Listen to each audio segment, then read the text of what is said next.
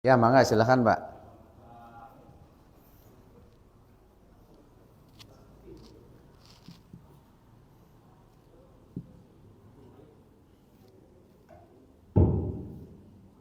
Oh, boleh sedikit di-share tentang eh, sedikit sejarahnya atau kronologinya yang katanya waktu itu ada penculikan Pak Soekarno ke Rengas Dengklok, itu Ustaz? Ya, jadi begini, Pak. Jadi waktu proklamasi kemerdekaan itu kan gini.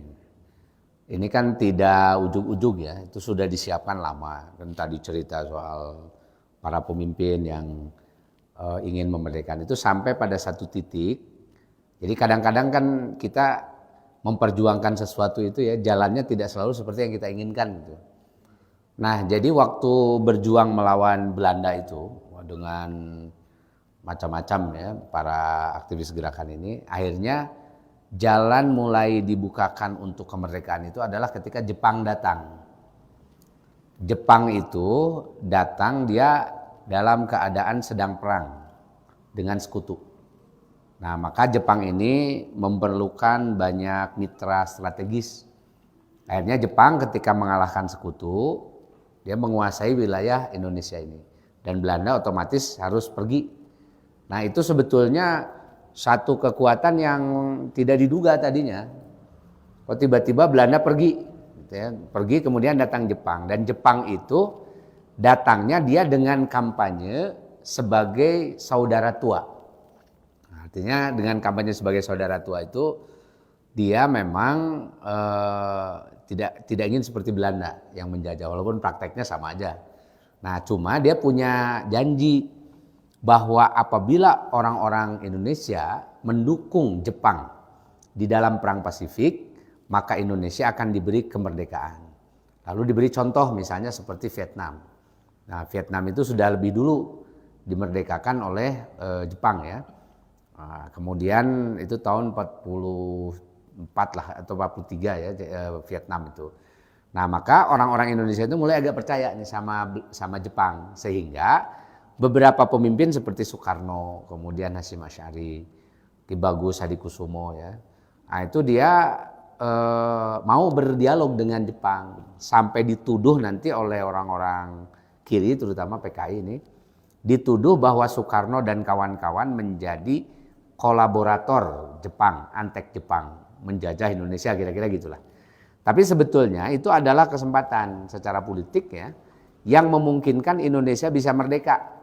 Karena kalau secara hukum wilayah Jepang itu sebetulnya adalah wilayah hukum yang sah dikuasai Jepang. Sehingga kalau Jepang dia memberikan wilayah ini kepada Republik, kepada orang-orang Indonesia, maka orang Indonesia bisa jadi penguasa. Jadi negaranya menjadi negara yang sah melalui pemberian gitu ya dari Jepang itu.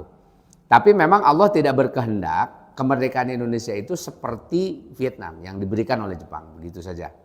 Nah, sehingga sewaktu Jepang sudah bersiap-siap, sebenarnya kan tahun 44 itu sudah ada Perdana Menteri Jepang itu namanya Koiso ya, dia datang ke Indonesia kemudian menyampaikan janji tahun 44 itu bahwa Indonesia akan segera dimerdekakan. Tapi janji itu hampir setahun gitu ya, tidak ada respon-respon. Akhirnya bulan Maret tahun 45, nah Soekarno dengan beberapa yang lain seperti Rajiman ya, dia datang ke Saigon.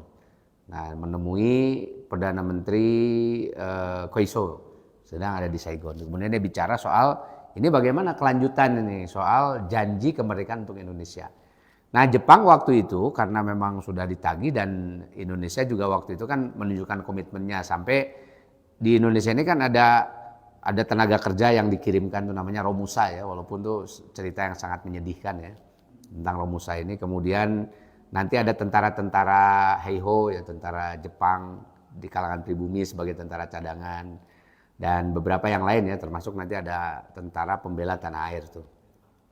Nah, jadi itu peta ya. Nah, ini jadi ini komitmen orang-orang Indonesia ini sudah kelihatan kan oleh Jepang ini, sehingga akhirnya pada bulan Maret ya, April itu nanti dikeluarkan SK. Nah, Jepang itu memberikan janji bahwa untuk kemerdekaan ini akan segera diberikan. Hanya sebelum kemerdekaan disiapkan dulu. Maka dibentuklah pada bulan April namanya Badan Penyelidikan Urusan Kemerdekaan Indonesia, BPUPKI. BPUPKI dalam bahasa Jepang disebut Dokoritsu Zunbitsu Sakai. Nah, ini BPUPKI ini kemudian bertugas untuk menyiapkan segala sesuatu nanti yang akan menjadi landasan bagi kemerdekaan Indonesia.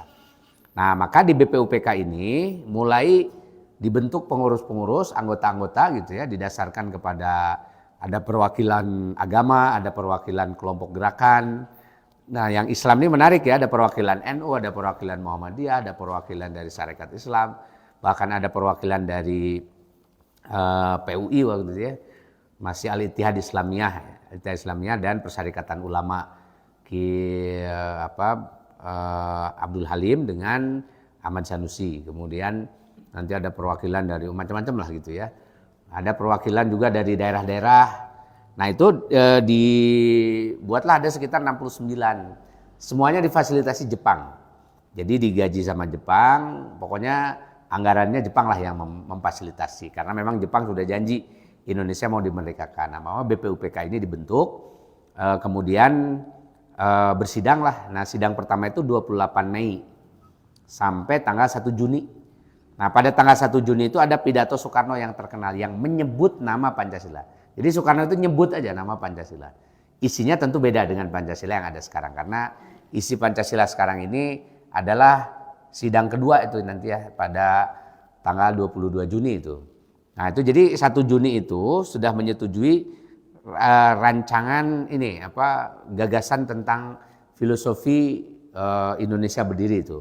Nah, nanti dimatangkan oleh tim 8 kemudian jadi tim 9 dan menghasilkan Piagam Jakarta 22 Juni tahun 45. Nah, itu yang nanti Piagam Jakarta ini menjadi pembukaan Undang-Undang Dasar 45, Pak. Itu filosofi Indonesia berdiri. Di situ ada misalnya Indonesia berdiri itu dalam kerangka menolak penjajahan. Maka di situ disebut menghapuskan penjajahan di seluruh dunia, termasuk Indonesia di mana-mana gitu. Makanya Indonesia tidak pernah setuju sama Israel karena bertentangan dengan konstitusi gitu ya. Misi dasar berdirinya Indonesia itu adalah menghapuskan penjajahan. Yang jelas Israel itu melakukan penjajahan ya, kolonialisme. Kemudian menetapkan visi. Jadi sebetulnya Pancasila itu nggak ada, Pak. Pancasila itu nama Pancasila itu nggak pernah ada di dalam konstitusi kita. Coba cari itu, Pancasila itu nggak pernah ada. Itu adalah 5 visi yang disebutkan di dalam atau disebutnya itu philosophical grounds lah, dasar filosofis bagi Indonesia nanti gitu ya. Jadi semacam cita-cita lah gitu, atau sifat dari Indonesia ini. Pertama, dia adalah negara yang berketuhanan. Yang kedua, dia adalah negara yang berkemanusiaan, yang adil dan beradab. Dia adalah negara yang bersatu tidak pecah-pecah. Kemudian dia adalah negara berdasarkan musyawarah. Kemudian negara yang menuju keadilan bagi masyarakat dan sosial. Itu kan cita-cita sebenarnya. Cita-cita didirikannya Indonesia. Itu waktu itu. Nah, semua setujulah dengan cita-cita itu. Ini cita-cita yang baik, memang cocok dengan apa yang sedang terjadi di Indonesia waktu itu. Nah, dia jadi memelihara agama, karena agama di zaman Belanda dipersekusi, tidak ada kemanusiaan, nggak ada persatuan, nggak ada musyawarah juga, dan nggak ada keadilan bagi masyarakat. Jadi itu semua adalah semacam kondisi yang terjadi dan dituangkan di dalam apa yang disebut dengan Pancasila nantinya. Nah, jadi istilah Pancasila nanti zaman Orde Baru belakangan. Jadi namanya saja disebut sama Soekarno Pancasila, tapi Pancasila itu sesungguhnya adalah bagian dari pembukaan Undang-Undang Dasar 45 itu. Nah, dari situ nanti setelah tanggal 22 Juni ini ada sidang ketiga, yaitu 11 Juli sampai 17 Juli. Jadi 45 ya. Nah, sidang pada 11 sampai 17 itu membicarakan 10 sampai 17 membicarakan mengenai turunan dari pembukaan. Maka dibuatlah batang tubuh. Nah, jadi batang tubuh Undang-Undang Dasar 45 itu dibuat tanggal 10 sampai disidangkan 10 sampai tanggal 17. Itu sudah teknis. Yang merancang draftnya adalah Profesor Supomo, dia seorang ahli hukum tata negara begitu, sehingga dia yang menuangkan ya, gagasan-gagasan para peserta BPUPK ini ke dalam rancangan undang-undang, sehingga itu menjadi undang-undang dasar yang seperti sekarang ini kita dapatkan. Nah, itu sudah jadi aja tuh tanggal 17 Juli selesai. Nah, dari tanggal 17 Juli ini kemudian kan habis Juli Agustus tuh. Nah, Soekarno dia kemudian menghadap ya ke bulan Agustus tanggal 4 kalau nggak salah, datang lagi ke Jepang. Nah, datang ke Jepang kemudian menyampaikan hasil. Tinggal menunggu persetujuan dari Jepang. Jadi kapan ini kita udah siap lah kira-kira begitu ya. Sudah siap kapan memerdekanya ini. Nah, kemudian setelah kedatangan ke Jepang ini Soekarno kemudian ditunjuk sebagai panitia persiapan kemerdekaan Indonesia, PPKI, Dokuritu Zunbi Inkai.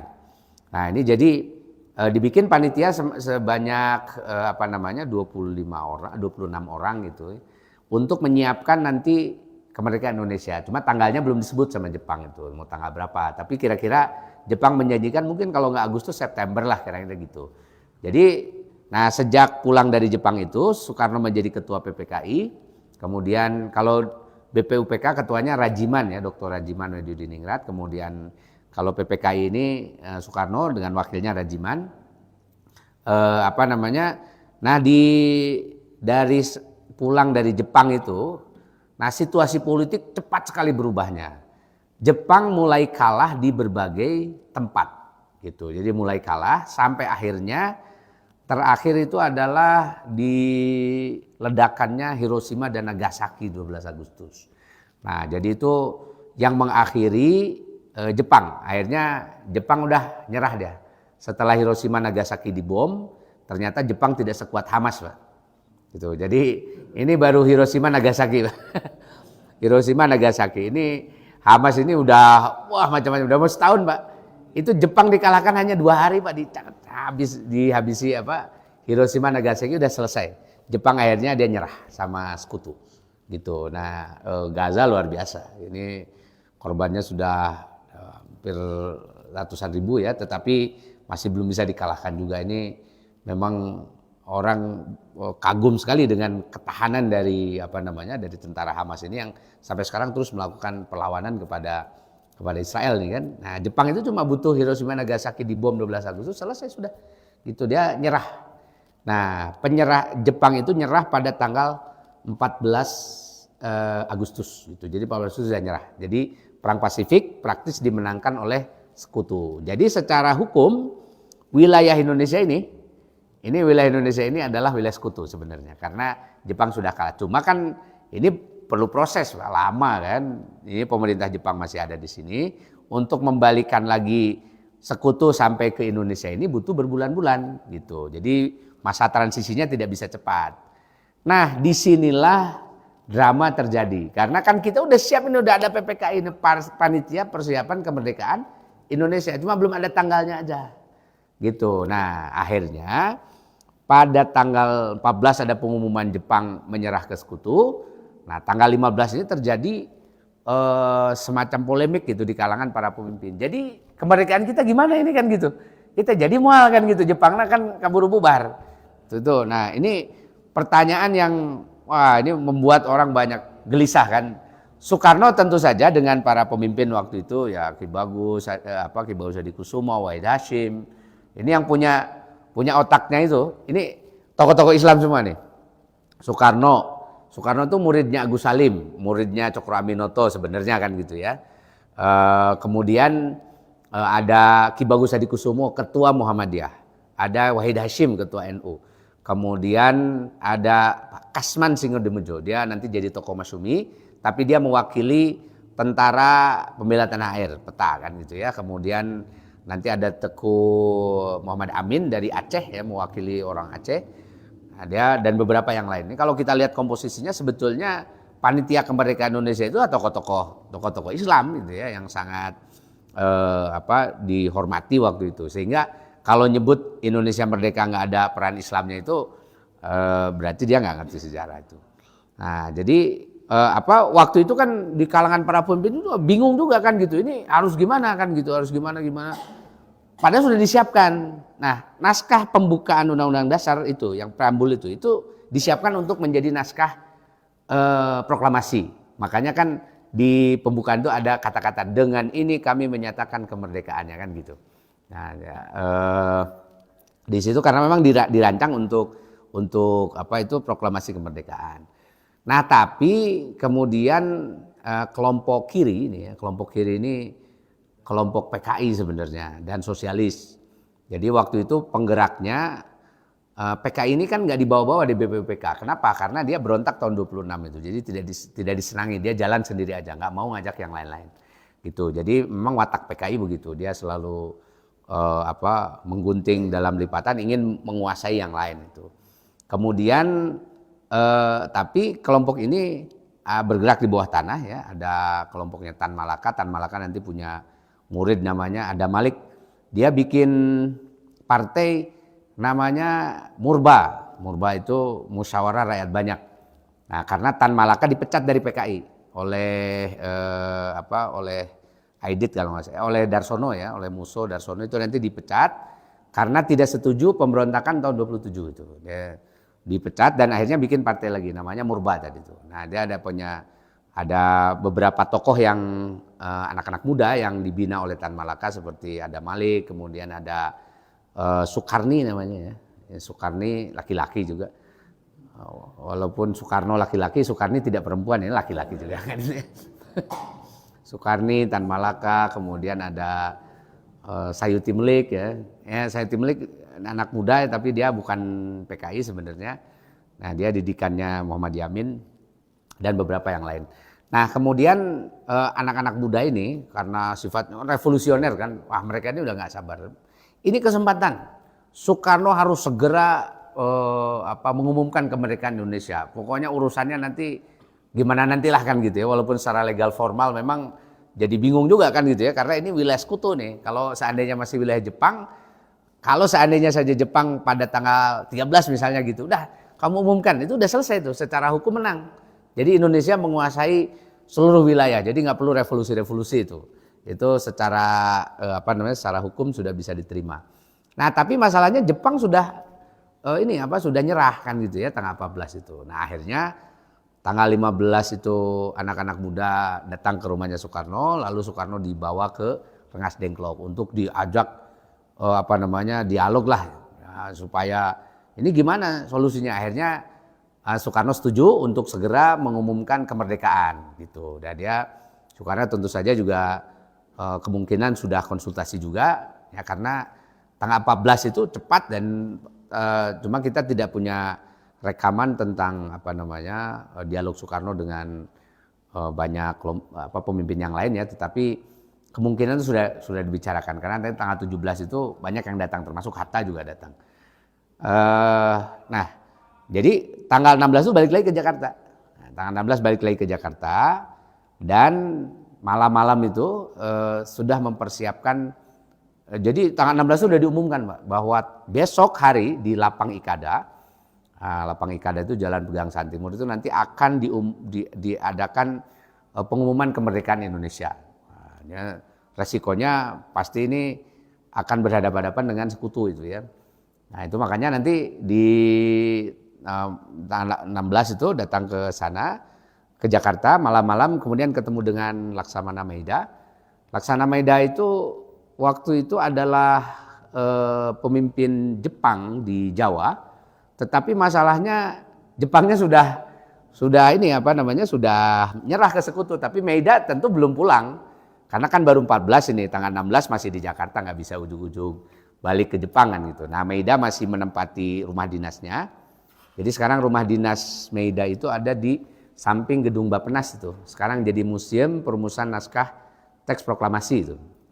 Nah, di Jakarta itu. Jadi di rumah Maida ini malam-malam kemudian Sayuti Melik mengonsep kembali. Jadi proklamasi yang baru. Karena kelompok kiri ini kelompok kiri anak buah Tan Malaka ini Dia tidak suka dengan piagam Jakarta itu atau dengan pembukaan Indonesia. Kenapa? Karena orang-orang kiri PKI nggak ikutan gitu ya. Jadi dia udah bikin lagi aja kan gitu.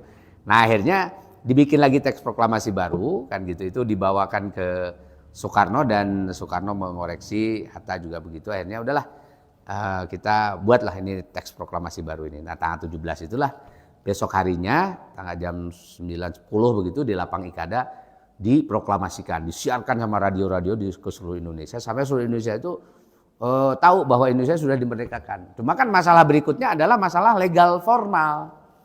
Gitu. Jadi Indonesia ini sudah menyatakan kemerdekaan, tapi atas dasar apa kemerdekaannya itu? Nah, ini yang menarik. Nanti Soekarno dia mencari siapa di antara pemimpin-pemimpin daerah di Indonesia yang dia tidak berada di bawah kekuasaan Jepang sehingga wilayahnya tidak otomatis masuk ke sekutu. Ternyata ada satu wilayah yaitu Jogja. Jadi wilayah Jogja itu sewaktu zaman Jepang oleh Jepang diberi privilege.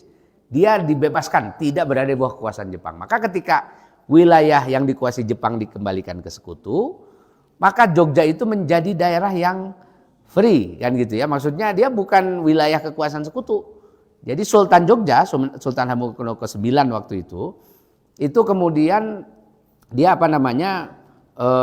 merasa bahwa ini kesempatan untuk mendukung Soekarno. Nah ini akhirnya Sultan 9 ketemu Soekarno juga ketemu dan akhirnya Jogja lah yang pertama kali bergabung menjadi RI. Gitu. Jadi wilayah RI pertama itu bukan Jakarta. Jakarta itu nanti karena kan berada di bawah sekutu itu. Walaupun ya awal-awalnya di Jakarta diklaim aja. Kalau secara hukum belum.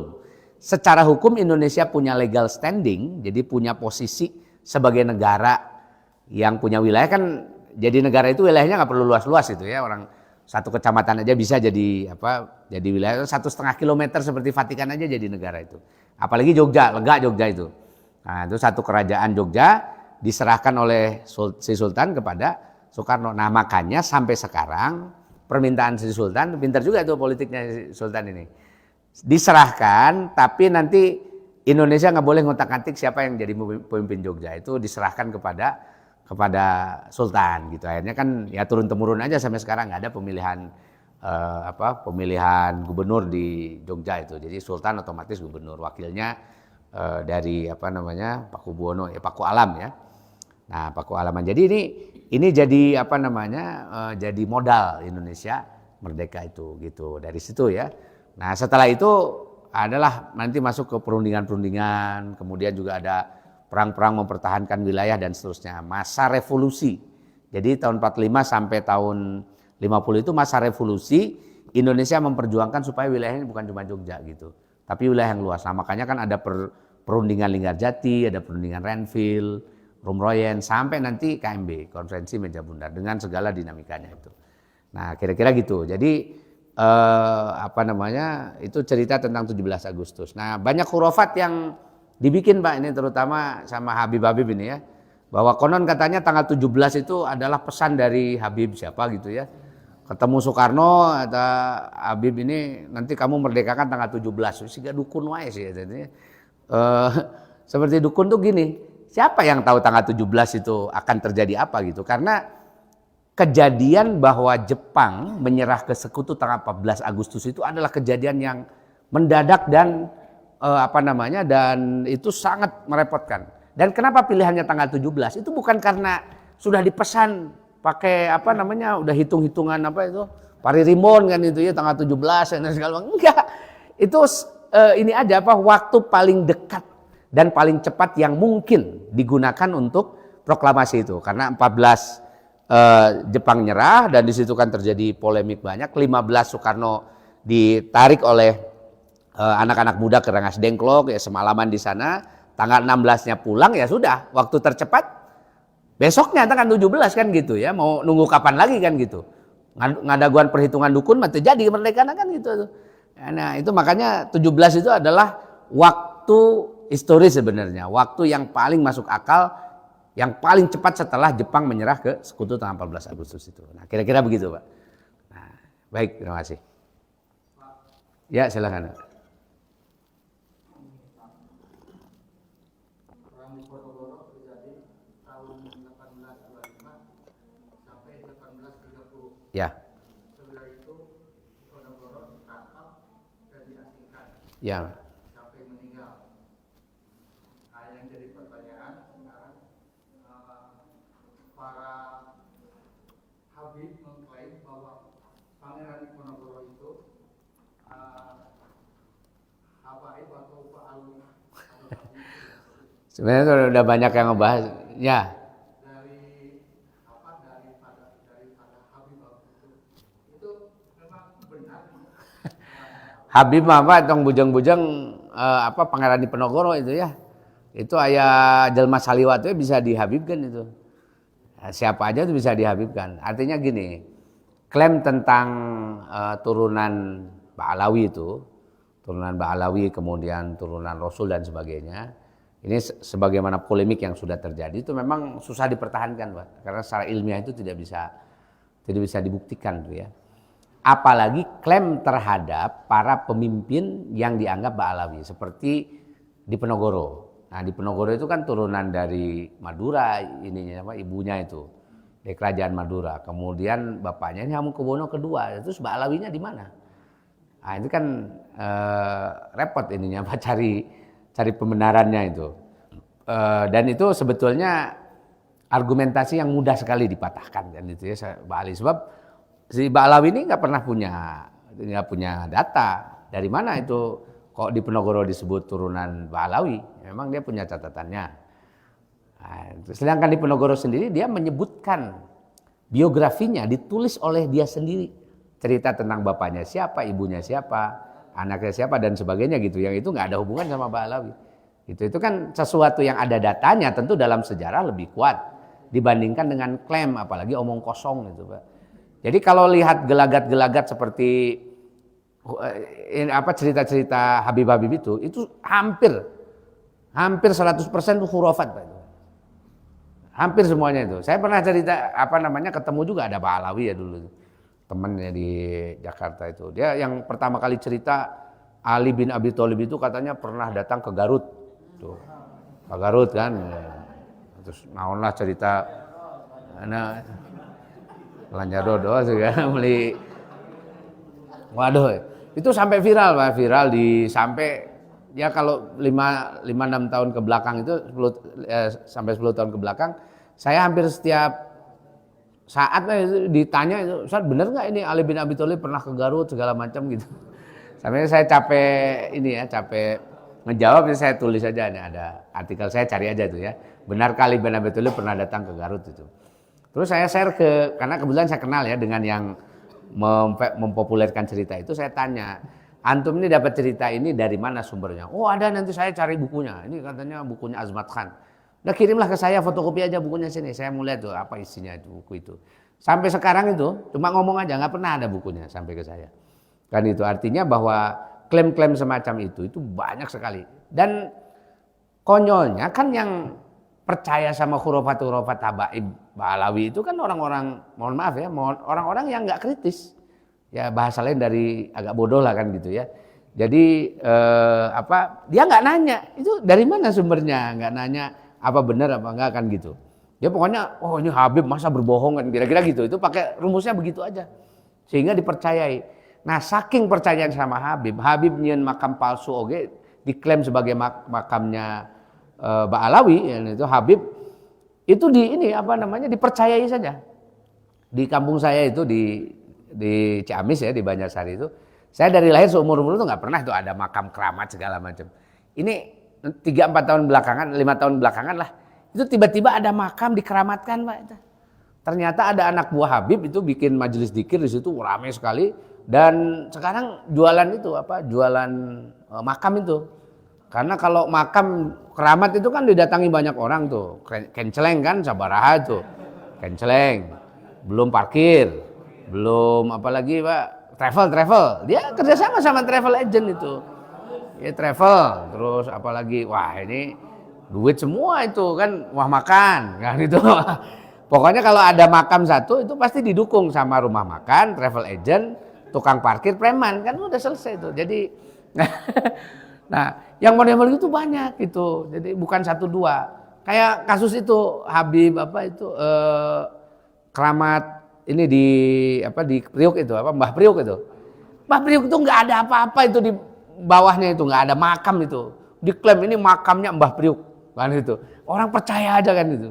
Karena di situ sudah puluhan tahun ya si preman menikmati menikmati kehidupan di sana kan gitu ya. Orang datang ke sana pada berdoa segala macam, di ngajualan aqua di doaan itu, air doa gitu-gitu kan. Orang Indonesia mah percaya kan karena itunya, jadi gampang dibodoh-bodohin kan itu ya. Dan dia kalau disuruh nyumbang masjid mah mikir-mikir heula, tapi kalau disuruh nyumbang buat ini mah kan yang mistik-mistik begitu kadang-kadang berlebihan kan nyumbangnya. Wah, dikasih aja. Itu. Nah, belum lagi kepercayaan bahwa turunan Rasul ini memberikan kekuatan, ada jimatnya segala macam. Itu sampai akhirnya jadi ribet lah begitu ya. Akhirnya dia merembet. Nah, ini mungkin juga si habaibnya dia lupa bahwa nggak semua orang Indonesia bodoh gitu ya. Dan di Indonesia ini banyak juga doktor sejarah kan itu. Akhirnya dia lompat pagar bikin cerita-cerita tentang sejarah Indonesia. Diklaim bahwa 17 Agustus itu Habib siapa, warna merah putih itu dari Habib siapa, ini pahlawan-pahlawan ini semuanya Habib kan gitu ya. Pokoknya kayak lila-lila mau Otto Iskandar Dinata dianggap Habib itu Pak. Gitu ya. Atau pahlawan Toha kan itu. Ini mungkin Toha Alaidrus atau siapa kan itu ya. Pokoknya mah gampang lah kan kari di tukangnya make naon kan itu. Orangnya juga sudah meninggal kan diklaim-klaim aja gitu. Lama-lama mungkin akan begitu ya. Karena kalau lihat dari sejarahnya orang-orang Balawi datang ke Indonesia itu mula-mula itu mereka kuli-kuli Pak sebenarnya. Jadi kuli-kuli sarolat getara tuh, tukang mabok segala macam itu banyak sekali tuh datang ke sini tuh. Dan di Tunauge kan orang-orang yang mohon maaf ya ekonomi sulit segala macam, akhirnya cari kerjaan, papalidan datang ke Indonesia gitu. Nah, akhirnya mereka ini secara sosial tuh kacau-kacau. Dulu tuh banyak gitu beranda-beranda preman tuh Arab-Arab tuh banyak sekali. Gitu mantap ayeuna nyaturunana ya kene lah gitu saware.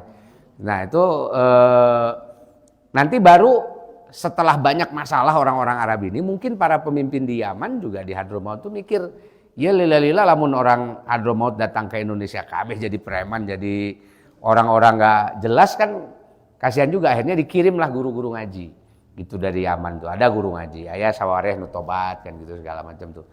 Tapi ya nggak banyak juga. Ya kenyataannya coba kalau bapak-bapak gaul lah sama komunitas Arab tuh. Berapa banyak sih orang Arab tuh yang ngerti Islam tuh? Itu sedikit aja kan gitu, tidak banyak. Makanya kan nanti seperti Ahmad Surkati, dia karena sudah pusing kan dengan komunitas Arab itu, dia kan Ahmad Surkati itu dikirim ke Indonesia untuk apa? Ngajarin orang-orang Arab itu di Jamiat Khair kan di Tanah Abang. Nah, tapi lihat orang Arab nih, aduh repot. Akhirnya dia kan mendirikan Al-Irsyad untuk apa? Namanya juga Al-Irsyad Al-Islamiyah itu. Memberi pengajaran kepada orang-orang Arab. Orang Arab ini pokoknya kita harus fahamkan mereka terhadap Islam gitu, karena memang kenyataannya banyak yang kacau-kacau itu. Nah, akhirnya Al-Irsyad didirikan, tapi Al-Irsyad itu jadi musuh orang-orang Arab yang dia sudah menikmati semacam tadi itu ya, menikmati jadi preman di kuburan-kuburan segala macam, musuhi karena nggak mau diajari Islam bener gitu. Makanya kan loba Arab bahlul di orang itu kan gitu. Karena di si itu saudaranya Pak. Nah, jadi ini si Arab bahlul banyak banget kan gitu. Itu jumlahnya tidak sedikit, ya sedikit. Nah, ini kan jadi problemnya itu ada di situ gitu. Nah, jadi klaim-klaim sejarahnya Ba'alawi itu terhadap tokoh-tokoh ya, satu pun tidak punya data sejarah. Jadi mereka itu cuma ngomong aja, ngomong itu. Tapi masalahnya nu ngadengikeun aya nu percaya. Sabab jalma barodo unggul itu ngadengikeun itu. Nah, akhirnya karena dipercaya begitu, akhirnya kan muncul ada gerah juga. Nah, gerahnya itu apa? Habaib ini kenapa sekarang bentroknya dengan NU, dengan Kiai NU? Sebab habaib ini lama-lama dia menggeser lapaknya Kiai NU, Pak. Nah, sebab asup ka Kiai Muhammadiyah jeung Persis mah moal payu, Pak. Gitu ya, karena jualan di Muhammadiyah jualan Habib kan mual payu gitu, di Persis jualan Habib. Yang laku ya di kalangan jamaah NU, dan itu banyak kiai-kiai sekarang yang apa namanya lapaknya tersingkir kan. Itu yang kemudian menimbulkan friksi ya sekarang habaib ini diserangnya oleh kiai-kiai NU, makanya yang muncul tuh Kiai Imaduddin dari mana itu, dari Banten kan ya. Kemudian ternyata pendukungnya banyak juga. Nih Kiai Raden Haji Roma Irama juga sekarang muncul juga kan. Nah ini menarik ya bahwa mereka sudah mulai mengganggu kan ya,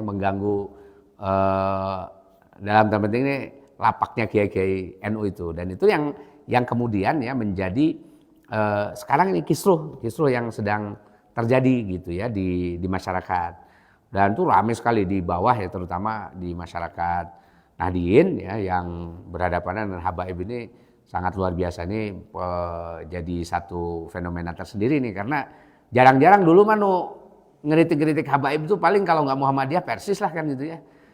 Itu Muhammadiyah Persis atau Al-Irsyad di kalangan Arabnya sendiri. Nah sekarang tiba-tiba NU yang maju itu menghadapi habaib itu. Karena sekarang si habaib ini memang kurang ajar juga. Sejarah NU dirubah Pak. Jadi pendiri NU itu diantara kan Kiai Hasyim Asy'ari, Kiai Wabasbullah segala macam, dia tokoh-tokoh kiai itu. Tiba-tiba sama Habib Lutfi itu dimasukkan bapaknya dia sebagai pendiri NU. Gitu. Namanya Hasyim bin Yahya. Nah, itu bapaknya Lutfi bin Yahya ini kan. Nah, Habib Lutfi ini memasukkan nama itu di dalam sejarah NU. Wah, si NU ini marah kan itu ya, tiba-tiba kunaon di NU jadi ayah Ba'alawi kan diasupkan itu. Nah, ini yang kemudian menimbulkan kisruh. Yang pusing tentu PBNU itu, karena banyak juga pengurus PBNU yang Ba'alawi ini gitu, dan tokoh-tokoh yang baik-baik juga banyak sih sebenarnya Ba'alawi itu. Cuma kan masalahnya habaib yang dipercaya masyarakat itu yang banyak hurufat-hurufatnya itu gitu. Nah kira-kira begitu Pak. Baik, ya ceritanya masih banyak, panjang juga ini, tapi udah 8:30 Pak. Kita cukupkan sekian saja, mudah-mudahan lain waktu kita bisa silaturahim kembali, dan mohon maaf atas segala kurangan. Subhanakallahumma bihamdik asyhadu an la ilaha illa anta astaghfiruka wa atubu ilaik. Assalamualaikum warahmatullahi wabarakatuh.